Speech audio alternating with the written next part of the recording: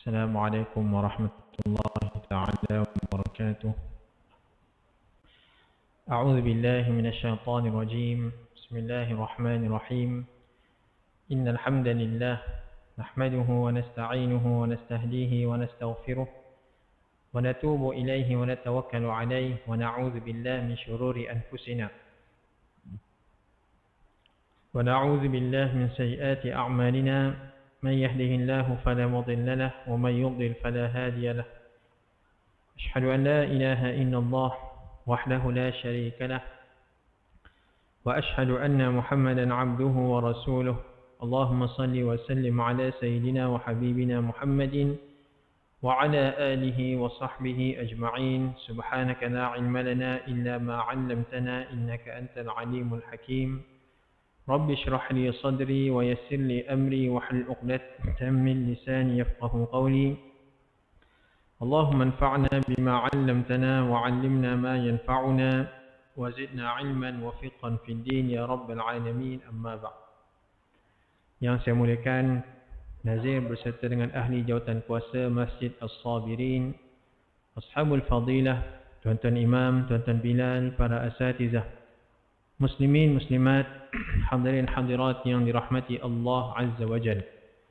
Alhamdulillah, diberikan kita kesempatan pada malam ini, dan ini merupakan pertemuan sulung saya dengan tuan-tuan 2024 ini. Moga-moga seiring dengan pertambahan tahun, maka semakin banyak amalan yang kita persembahkan kepada Allah Azza wa Jalla, didasari dengan ilmu, pengetahuan berdasarkan Al-Quran dan Sunnah baginda Nabi sallallahu alaihi wasallam. Dan sedar ataupun tidak, kita berada pada malam ini merupakan malam pertama kita berada pada Rajab tahun 1444 Hijrah. Di mana bulan Rajab ini di antara bulan yang terhormat yang Allah Subhanahu wa taala sebutkan dalam surah At-Taubah. Pada ayat ke-36 Allah menyatakan inna iddatash shuhuri 'inda Allah 12 shahran fi kitabillah يوم خلق السماوات والأرض منها 4 حرم ذلك الدين القيم فلا تظلموا فيهن أنفسكم. Sesungguhnya perkiraan bulan di sisi Allah Subhanahu wa taala ialah sebanyak 12 bulan. Ditentukan sedemikian itu sejak daripada penciptaan langit dan bumi. Menunjukkan tuan-tuan bahawa masa itu, zaman dan sebagainya merupakan makhluk Allah Subhanahu wa taala. Bila mana kita menyedari hakikat sedemikian, tahulah kita Allah Subhanahu wa taala tidak terikat dengan masa. Allah Subhanahu wa taala Al-Awwal, yang maha awal, dan juga Al-Akhir, yang maha akhir. Tidak dipatasi Allah Subhanahu wa taala dengan sistem, dengan relung masa ataupun waktu ini.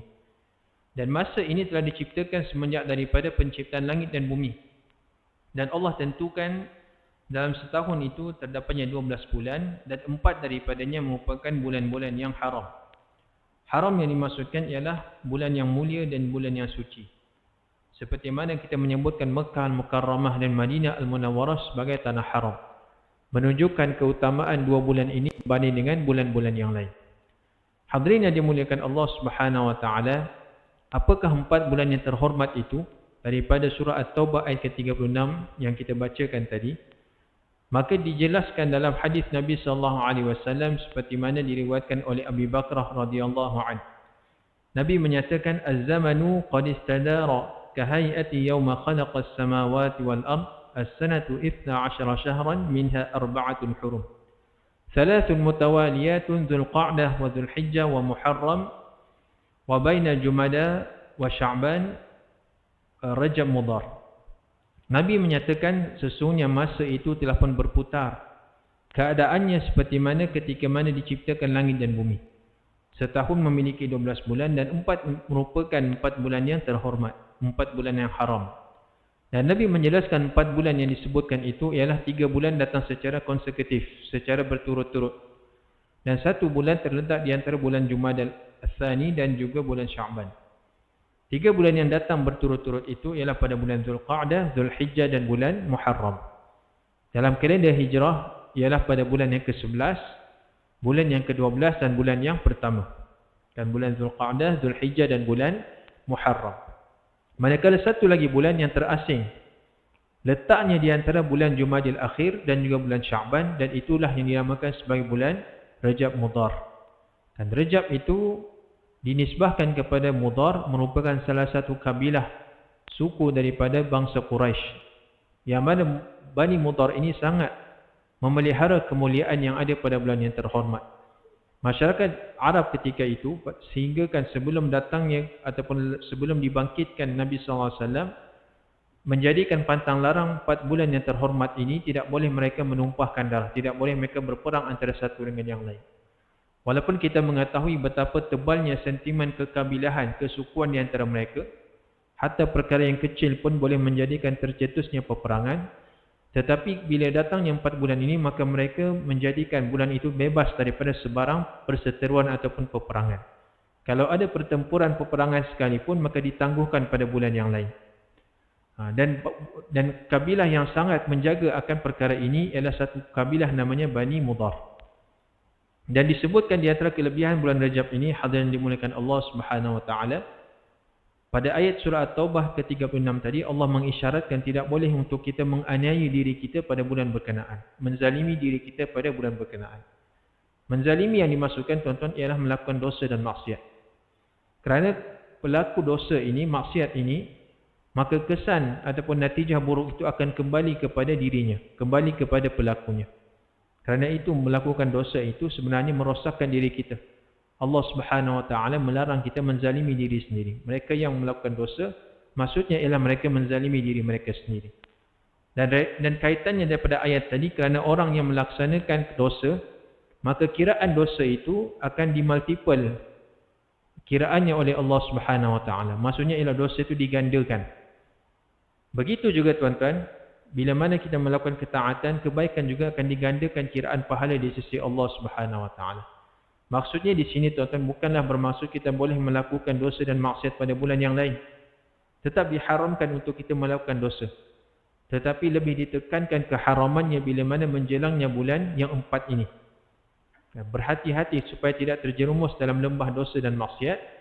Dalam masa yang sama, disebabkan kiraan amalan digandakan, kebaikan juga digandakan oleh Allah Subhanahu wa taala, maka kita dituntut untuk bersungguh-sungguh melakukan ketaatan sepanjang bulan Rajab ini.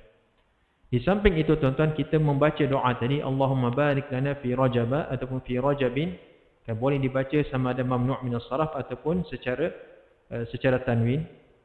Dan kita meminta Allah berkati kita pada bulan Sya'ban. Allahumma barik lana fi Rajab wa Sya'ban wa ballighna Ramadan.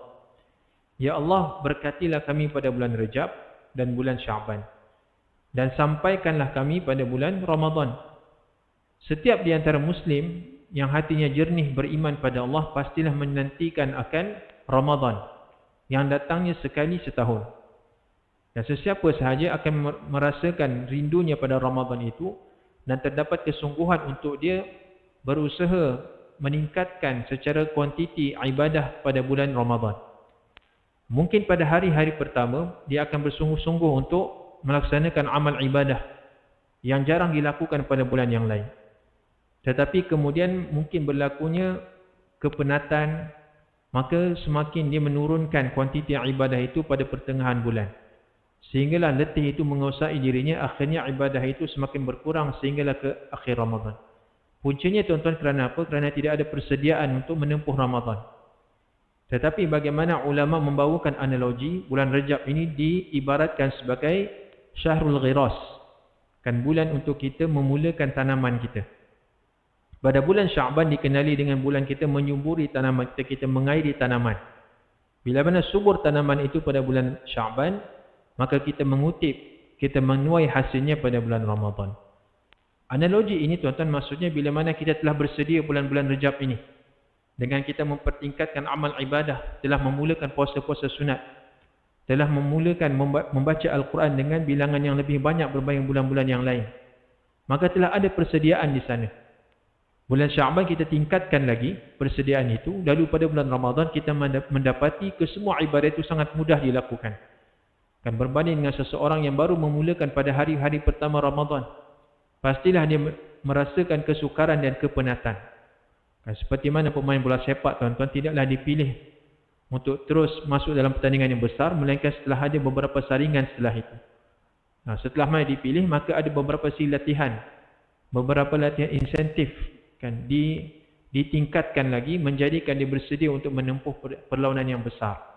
Begitu juga dalam konteks kita untuk mengimarahkan Ramadan 1445 Hijrah itu, maka ulama menyatakan bahawa bulan Rajab inilah kita mula untuk bersiap siaga, memperbanyakkan bacaan Al-Quran, melaksanakan ibadah-ibadah sunat yang lain, diteruskan konsisten itu pada bulan Sya'ban, dan pastilah kita mendapati Ramadan itu sangat mudah untuk kita beribadah dengan kuantiti yang banyak walaupun berpuasa pada siang hari. Jadi itulah tuan-tuan mukadimah yang boleh saya sampaikan pada malam ini berkenaan dengan ketibaan Rajab 1445 Hijrah ini. Memperbanyakkan doa, bukan sahaja kita berdoa Allahumma barik lana fi Rajab wa Sya'ban, berkatilah kami ya Allah pada bulan Rajab dan Sya'ban, wa ballighna Ramadan, dan sampaikanlah kami pada bulan Ramadan dalam keadaan sihat sejahtera. Di samping kita sendiri melakukan asbab menjadikan kita diberkati oleh Allah Subhanahu wa taala. Hadirin yang dimuliakan Allah Subhanahu wa taala, seperti mana kebiasaannya pada Jumaat minggu yang kedua, sukalah untuk saya berkongsikan mutiara-mutiara yang dinukilkan oleh Al-Imam Ibn Katsir rahimahullah dalam kitabnya Qasasul Anbiya, menceritakan tentang Nabi dan juga Rasul yang Allah Subhanahu wa taala ceritakan dalam Al-Quranul Karim. Sesungguhnya betapa penting untuk kita mengetahui kisah berkenaan, kerana daripada sejumlah besarnya bilangan Nabi dan Rasul sebenarnya, tetapi Allah menyebutkan hanyalah 25 orang di kalangan mereka. Dan kalau 25 orang ini pun kita tidak mengenalinya, bagaimana kita nak mengetahui yang lebih daripada itu? Maka di sana ada kepentingan untuk kita mengetahui setiap kisah Nabi yang Allah Subhanahu wa taala paparkan dalam Al-Quran, secara tidak langsung membawakan kita kepada kefahaman pada ayat Al-Quran Al Karim membicarakan tentang mereka. Antara Nabi yang disebutkan dalam Al-Quran Al Karim dan menjadi perkongsian kita pada malam ini, seorang Nabi yang disebutkan sebanyak 4 kali dalam Al-Quran Al Karim. Disebutkan dalam suratul An'am pada ayat, disebutkan dalam surah Al-Ma'idah ataupun Suratul Nisa pada ayat 163. Begitu juga disebutkan dalam suratul An'am pada ayat ke-84, suratul Anbiya pada ayat ke-83, dan juga surah Sad pada ayat 41, iaitu Nabi Ayyub alaihissalam. Dan Nabi Ayyub alaihissalam saya kira tidaklah merupakan Nabi yang asing di kalangan kita. Di antara Nabi yang kalau kita bicarakan, tidaklah seperti mana kisah-kisah Nabi-Nabi yang lain. Kalau kisah Nabi yang lain, kebiasaannya ialah memaparkan perjuangan mereka, membawa risalah dakwah, mengajak manusia untuk mengesahkan, mentauhidkan Allah Subhanahu wa taala. Namun kisah Nabi Ayyub alaihissalam lebih kepada kita nak membentuk peribadi yang mulia. Sifat yang mahmudah, iaitu sifat sabar terhadap ujian yang Allah Subhanahu wa taala titipkan kepada hamba-Nya. Kerana tuan-tuan, setiap risalah dakwah yang disampaikan oleh Nabi dan Rasul bukan semata-mata mengajak manusia untuk beribadah kepada Allah Subhanahu wa taala. Tetapi antara teras dalam ajaran itu ialah untuk menjadikan seseorang itu berperibadi yang mulia dan menyembah sifat-sifat terpuji di kalangan manusia. Kerana tuan-tuan, dengan akidah yang jernih pada Allah Subhanahu wa taala, dengan akhlak yang mulia, itulah merupakan seberat-berat timbangan pada hari kiamat. Salah satu sikap yang terpuji yang mana-mana manusia mengiktiraf sifat itu ialah sifat sabar terhadap apa yang Allah Subhanahu wa taala titipkan kepada hamba-Nya. Dan Allah Subhanahu wa taala bila mana menyebutkan sabar ini, maka dibawakan akan kisah Nabi Ayyub alaihissalam. Kan, setiap di antara kita mungkin serba sedikit telah mengetahui apakah ujian yang Allah Subhanahu wa taala berikan kepada baginda alaihissalam. Lalu Allah kaitkan Nabi Ayyub alaihissalam ini dengan sikap sabar yang ada pada dirinya. Allah menyebutkan dalam surah Sad pada ayat ke-44, inna wajadnahu sabira ni'mal 'abdu innahu awwab. Dan sesungguhnya kami dapati Nabi Ayyub ini merupakan seorang yang sangat sabar. Inilah merupakan sebaik-baik hamba. Sesungguhnya Nabi Ayyub ini memiliki sifat awwab. Awwab ini ialah sifat taatkan akan Allah Subhanahu wa taala, patuh kepada Allah Subhanahu wa taala. Kan saya sebutkan tadi tuan-tuan, ialah ataupun peribadi yang mulia ini merupakan antara ajaran yang dibawakan oleh Nabi dan Rasul. Nabi sendiri menyebutkan innama bu'ithtu liutammima makarimal akhlaq. Sesungguhnya aku, kata Nabi, dibangkitkan untuk menyempurnakan akhlak mulia dalam kalangan manusia. Dan Allah Subhanahu wa taala juga kan bagaimana membawakan kisah Nabi Ayyub ini, kan bukan semata-mata untuk mengisi masa lapang kita membaca kisah Nabi, Tetapi lebih utama daripada itu untuk kita mengimplement kebaikan-kebaikan yang kita perolehi daripada mereka. Sabar ini tuan-tuan dalam 3 perkara.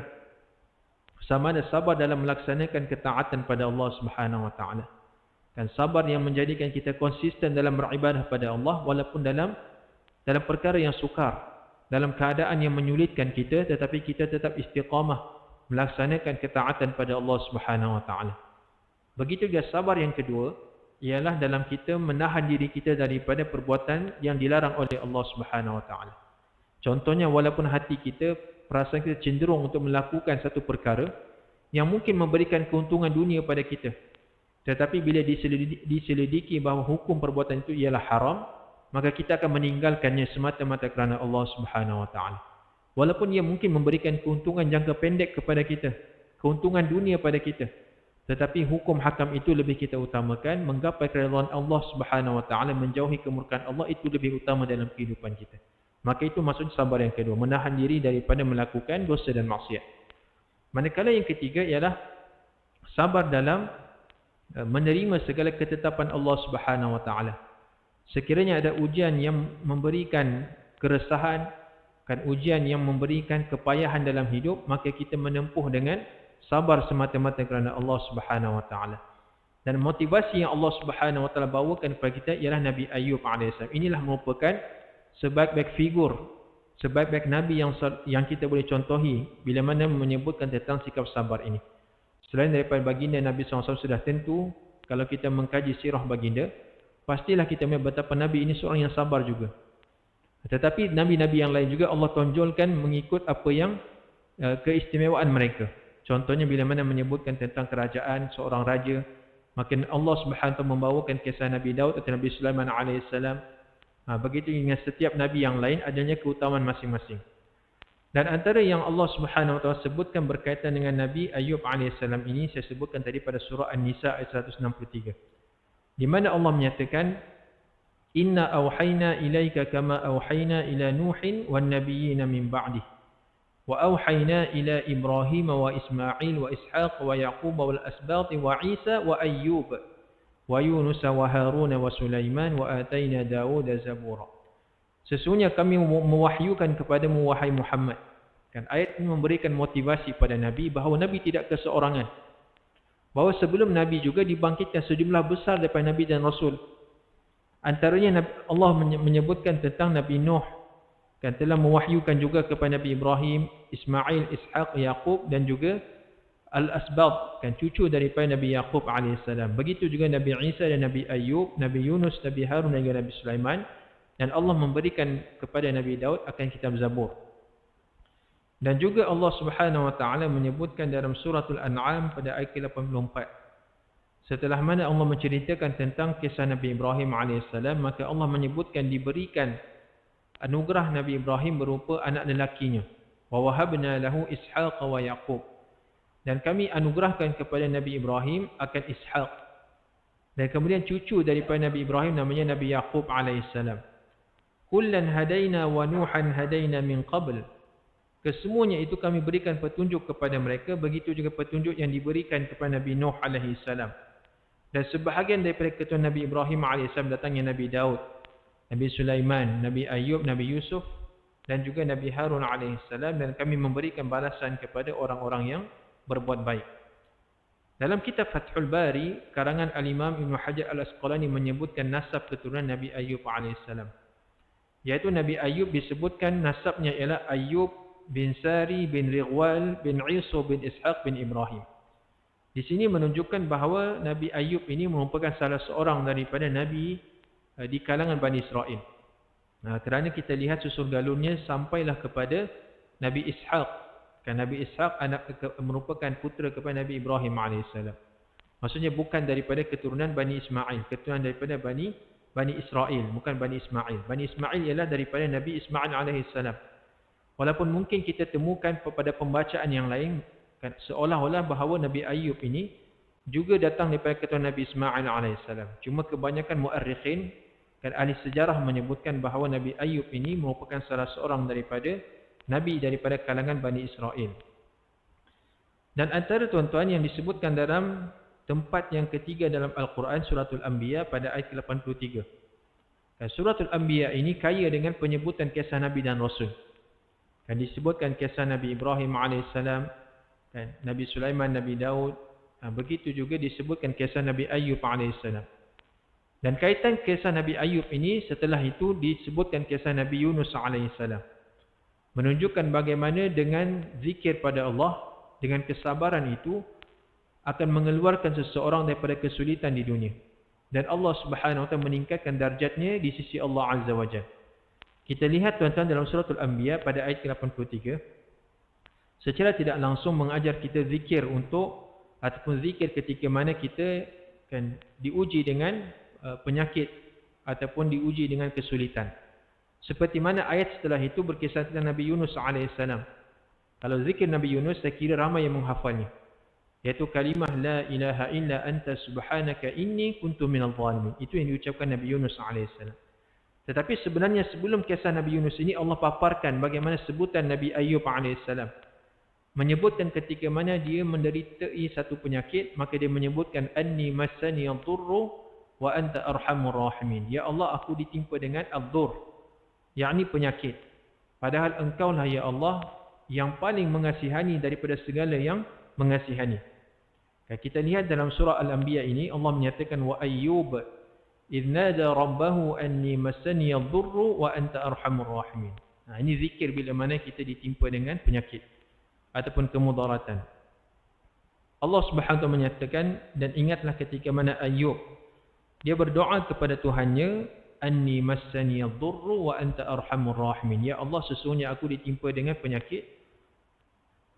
Sesungguhnya engkaulah ya Allah Tuhan yang penyayang daripada segala yang menyayangi. Kerana makhluk juga ada sifat penyayang. Tapi penyayangnya makhluk tidak sama dengan penyayangnya Allah Azza wa Jalla. Lebih hebat lagi Allah Subhanahu Wa Taala. Dan di sini kita lihat bagaimana adab Nabi Ayub AS. Sesungguhnya tuan-tuan, segala yang berlaku pada kehidupan kita ini, sama ada yang baik ataupun yang buruk, kedua-duanya datang daripada Allah Subhanahu Wa Taala. Yang baik yang buruk ini datangnya atas keizinan Allah Subhanahu Wa Taala. Kita namakan dia sebagai qada kauniyah. Semua yang telah berlaku, semuanya telah pun ditetapkan oleh Allah Subhanahu Wa Taala, yang baik ataupun yang buruk. Cumanya kita lihat bagaimana adab Nabi Ayub. Nabi Ayub tidak menisbahkan penyakit itu ditimpakan oleh Allah. Tetapi dengan adabnya, Nabi Ayub menyatakan, aku ditimpa dengan penyakit. Tidak disebutkan, ya Allah, engkaulah yang memberikan kesakitan padaku. Sedangkan tahulah baginda AS bahawa itu merupakan ujian Allah. Tetapi bagaimana adab tuan-tuan, bila mana kita menisbahkan perkara yang buruk, kita tidak menyatakan ini semua ketentuan Allah.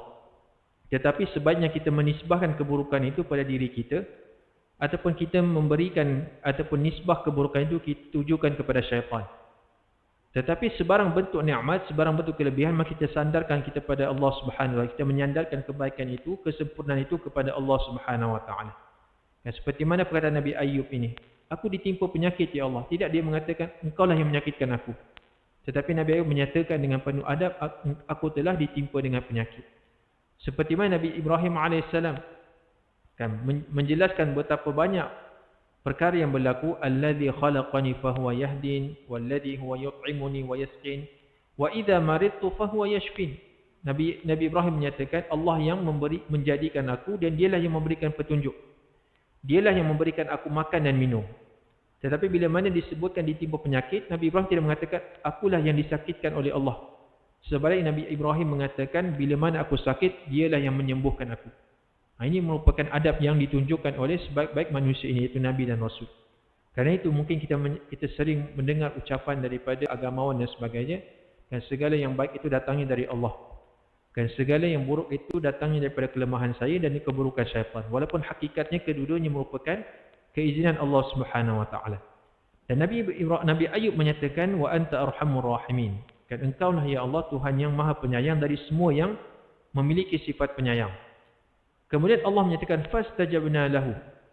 Nanti kita akan ceritakan betapa ataupun berapakah jarak di antara Nabi Ayub berdoa pada Allah Subhanahu Wa Taala dan dikabulkan permintaan itu. Allah menyatakan fastajabna lahu fakashafna ma bihi min dhurr wa atainahu ahlahu wa mithlahum ma'ahum rahmatan minna wa dhikra lil 'abidin. Maka kami kabulkan doanya tadi. Ya, jadi iaitu lafaz ucapan Nabi Ayub alaihissalam.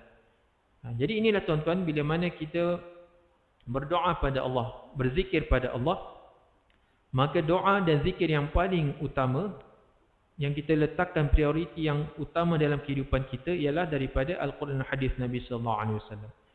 Kerana telah pun proven, telah pun di-verified oleh Allah Subhanahu wa taala dengan ucapan sedemikian, maka Allah menyatakan fastajabna lahu. Maka kami kabulkan permintaan baginda alaihi salam, fakashafna ma bihi min dhur. Dan kami lenyapkan penyakit yang ada padanya dan kami kembalikan keluarga kepadanya dan kami lipat gandakan jumlah mereka sebagai satu rahmat dari kami. Dan untuk menjadi peringatan bagi semua yang menyembah kami. Al-Anbiya pada ayat 83 dan ayat 84. Jadi ini sebutan yang ketiga tuan-tuan. Kemudian sebutan yang keempat ialah daripada surah Sad. Dengan sedikit pertambahan, dan perlu kita memahami di antara kaedah usul tafsir ialah bila mana Allah Subhanahu wa taala mengulang kisah itu pada tempat yang lain, terdapatnya pertambahan maklumat. Bukannya pengulangan tetapi tidak ada faedah. Biasanya pengulangan itu ditambah maklumat yang baharu. Contohnya dalam surah Sad Allah menyatakan wadhkur 'abdana ayyuba wadhkur 'abdana ayyuba idh nada rabbahu anni massani asyaitanu binusbin wa 'adzab. Ingatlah tatkala hamba kami, kata Allah Subhanahu wa taala. Lihatlah penisbahan yang Allah Subhanahu wa taala berikan kepada Nabi Ayub alaihissalam. Diiktiraf Nabi Ayub ini sebagai hamba Allah Subhanahu wa taala. Ini telah pernah kita sebutkan tuan-tuan dalam kisah Nabi Daud satu ketika dahulu. Bagaimana sebaik-baik gelaran yang Allah berikan kepada makhluknya ialah diiktiraf seseorang itu sebagai hambanya. Ingatlah kisah kami, ingatlah kisah hamba kami Daud. Ingatlah kisah hamba kami Ayub. Bagaimana betapa ramainya angka bilangan manusia. Makhluk Allah Subhanahu wa taala lebih daripada trilion. Tetapi bila mana Allah mengiktiraf sesuatu manusia itu, seseorang manusia itu, maka itu merupakan kemuliaan yang sangat tinggi di sisi Allah Subhanahu wa taala. Kalau kita memiliki sejumlah ramai pekerja, mungkin kita ini seorang pengarah syarikat, memiliki empire perniagaan yang luar biasa, dan kita memiliki beribu-ribu pekerja. Tetapi daripada ribuan pekerja itu, kita mungkin tidak mengenali kesemua mereka. Hanya mereka yang outstanding sahaja yang memberikan impak yang begitu hebat kepada perniagaan kita, menjadikan kita sangat mengenali akan orang tersebut. Lalu bila mana kita memberikan ucapan, kita memberikan contoh, kita akan sebutkan inilah merupakan pekerja saya. Akan disebutkan namanya. Maka banggalah pekerja yang disebutkan namanya oleh majikan yang memiliki begitu ramai akan pekerja. Apatah lagi datangnya pujian itu tuan-tuan daripada Raja segala Raja, pencipta kepada seluruh makhluk, iaitu Allah Subhanahu wa taala. Allah menyatakan wadhkur 'abdana Ayyub. Dan ingatlah akan hamba kami Ayyub. Ketika mana dia berdoa kepada Allah Subhanahu wa taala, anni massani asyaitanu binusbin wa 'adzab. Sesungguhnya aku diganggu oleh syaitan dengan penderitaan dan juga bencana. Lalu Allah Subhanahu wa taala menyatakan urkud birijlik hadha mughtasalun baridun wa syarab. Hentaklah kakimu wahai Ayyub. Kemudian datangnya air yang sejuk untuk kamu mandi dan minum daripadanya. Kemudian Allah menyatakan wa wahabna lahu ahlahu wa mithlahum ma'ahum rahmatan minna wa dzikra liulil albab. Kemudian setelah mana Allah Subhanahu wa taala menyembuhkan Nabi Ayub alaihissalam, kan Allah menganugerahkan baginda dengan diberikan rezeki yang lebih daripada keadaan sebelumnya. Dikumpulkan semula ahli keluarganya dan kami melipat gandakan jumlah mereka sebagai rahmat dan juga pelajaran bagi orang-orang yang berakal. Dan kemudian Allah menyatakan wa khudh ataupun wa khudh bi yadika dhighfan fadrib bihi wa la tahnath inna wajadnahu sabira. Ambillah seikat daripada rumput dan pukullah dengan itu dan janganlah engkau melanggar sumpah. Nanti kita akan huraikan nanti tuan-tuan apakah yang dimaksudkan dengan Allah Subhanahu wa taala memerintahkan Nabi Ayub dan mengambil seikat rumput dan dipukul kepadanya, iaitu Nabi Ayub pernah bernazar pada Allah Subhanahu wa taala dan adanya kafarah pada nazar tersebut. Lalu kemudian Allah Subhanahu wa taala memberikan alternatif kepada baginda alaihissalam untuk melunaskan nazarnya. Lalu barulah kemudian di akhir cerita itu dengan Nabi Ayub alaihissalam Allah menyatakan inna wajadnahu sabir. Sesungguhnya kami dapati Nabi Ayub ini benar-benar merupakan seorang yang sabar. Ni'mal abd. Inilah merupakan sebaik-baik hamba, kata Allah. Innahu awwab. Sesungguhnya Nabi Ayub ini orang yang taat kepada Allah Subhanahu wa taala. Ini saja tuan-tuan merupakan 4 sebutan dalam Al-Quranul Karim. Sangat ringkas, tidak disebutkan secara terperinci. Apa yang berlaku kepada isterinya, apa yang berlaku kepada keluarganya, apakah penyakit yang dideritai oleh Nabi Ayub tidak disebutkan dalam Al-Quranul Karim. Satunya tuan-tuan prinsip yang biasa kita sebutkan dalam perkongsian kita, kerana Al-Quran ini bukanlah merupakan kitab sejarah yang menghuraikan secara terperinci. Dan kerana yang pentingnya tuan-tuan ialah intipati ataupun pengajaran yang boleh kita perolehi daripada satu-satu kisah. Kan, tidak seperti mana fiksyen yang ditulis oleh manusia. Mungkin dia boleh menggarap, boleh dia menghuraikan dengan begitu terperinci. Tetapi hanyalah fiksyen, hanyalah khayalan. Tetapi ayat Al-Quran ini, kisah yang dipaparkan oleh Allah Subhanahu Wa Taala tidak sekali-kali akan dimansuhkan. Ia berlaku sebagai satu fakta yang benar, dan yang lebih utama ialah memberikan pengajaran kepada manusia, merupakan hidayah kepada manusia. Dan juga yang kedua tuan-tuan ialah supaya kita mengkaji akan kisah dalam Al-Quranul Karim.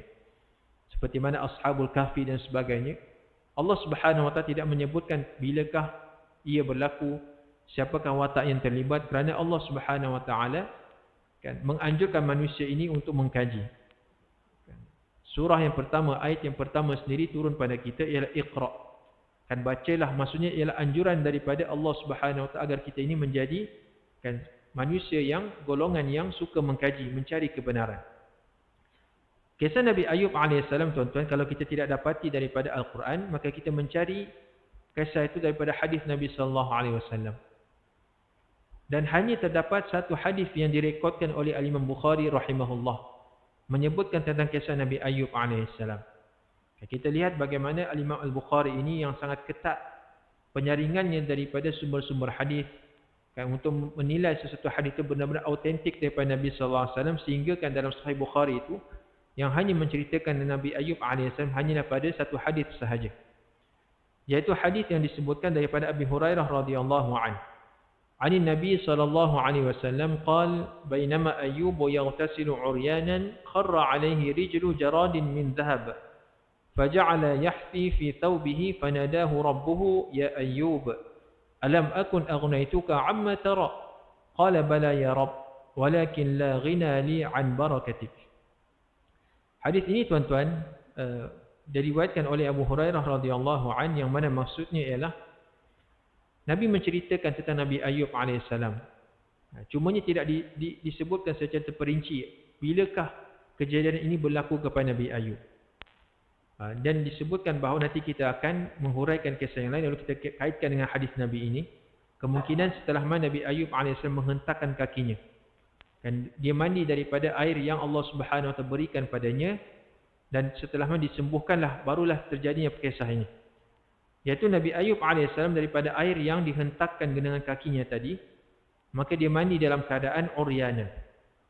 Dalam hadis ini menyebutkan keadaan Nabi Ayub mandi ketika itu dalam keadaan uryanan. Uryanan ini apa tuan-tuan? Maksudnya tidak berpakaian. Dan dalam keadaan tidak berpakaian. Menunjukkan tuan-tuan keharusan seseorang itu mandi dalam keadaan sedemikian. Bukanlah merupakan satu perkara yang tidak dibolehkan. Yang pentingnya adalah keadaan itu tertutup, tidak dilihat oleh manusia yang lain. Kerana aurat ini benda yang dipelihara. Tidak boleh untuk kita membiarkan aurat kita dilihat oleh orang lain. Tetapi kalau kita telah pastikan tempat itu tertutup, jauh daripada pandangan manusia, tidak mengapa seseorang itu mandi tanpa memakai sebarang pakaian.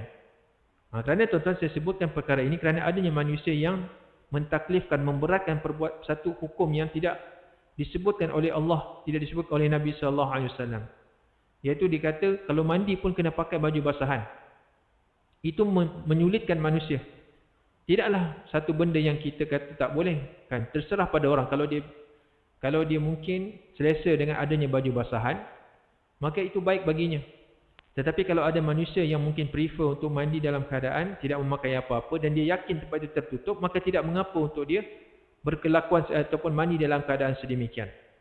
Kerana disebutkan Nabi Ayub juga mandi dalam keadaan tidak memakai sebarang pakaian. Yang pentingnya apa tuan-tuan? Ialah dalam keadaan tertutup. Dan tidak dilihat oleh sesiapa pun, maka dibolehkan dalam keadaan sedemikian. Dan jangan terlalu syadid pada perkara-perkara yang tidak disebutkan hukumnya. Ada orang kata tak boleh mandi tanpa ada seurat pun benang di atas badan kita. Jadi seseorang yang memberatkan tidak ada dasarnya daripada hukum hakam, maka akan menyulitkan manusia yang lain. Sedangkan Nabi menyatakan, yassiru wa la tu'assiru. Mudahkan manusia dan jangan kamu menyulitkan manusia. Nabi Ayub AS mandi dalam keadaan sedemikian, kharra alaihi rijlu jaradin min zahab. Tiba-tiba jatuh daripada atasnya, belalang daripada emas. Ini perkara yang luar biasa. Tetapi tidak mustahil bagi Allah Subhanahu Wa Taala. Perkara yang mungkin yang kita nampak secara logik. Tetapi kita perlu yakin bahawa Allah Subhanahu Wa Taala bila mana berkehendakkan sesuatu, maka Allah akan menyatakan kun, menyatakan jadilah, maka perkara itu akan terjadi dengan mudah. Tidak ada yang mustahil bagi Allah Subhanahu Wa Taala. Wa idza qada amran fa innama yaqulu lahu kun fayakun. Bila mana Allah berkehendakkan satu perkara, maka cukup Allah Subhanahu Wa Taala mengatakan kun, jadilah, maka jadilah perkara itu. Tetapi untuk manusia, tuan-tuan, tidak mampu untuk melakukan perkara yang luar biasa, melainkan atas kehendak dan izin Allah Subhanahu Wa Taala. Adapun kisah Nabi Ayub ni satu perkara yang benar-benar terjadi. Nabi Ayub mandi, tiba-tiba datang daripada atas baginda alaihissalam belalang daripada emas. Kemudian segeralah Nabi Ayub alaihissalam faja'ala yahfi fi thawbi, segera dia mencari pakaiannya, dipakai semula pakaian tadi. Dan menunjukkan bahawa setelah mana mandi, tidaklah baginda alaihissalam tetap dalam keadaan sedemikian. Terus baginda alaihissalam mengenakan pakaian baginda lalu mengutip belalang yang jatuh daripada atas tadi. Sehinggalah dikutip belalang daripada emas tadi, maka Allah Subhanahu Wa memanggil Nabi Ayub alaihissalam. Ya Ayub, alam akun aghnaituk. Wahai Ayub, bukankah aku telah mengkayakan engkau? Nabi Ayub ini, tuan-tuan, disebutkan bahawa sebelum ditimpa penyakit merupakan seorang yang memiliki kekayaan yang luar biasa, memiliki keluarga. Tetapi setelah ditimpa penyakit itu, maka kuranglah hartanya dan sedikit sebanyak ahli keluarganya telah pun meninggalkan baginda alaihissalam. Lalu kemudian Nabi Ayub mengumpulkan belalang yang jatuh daripada langit tadi, segera dia kutip.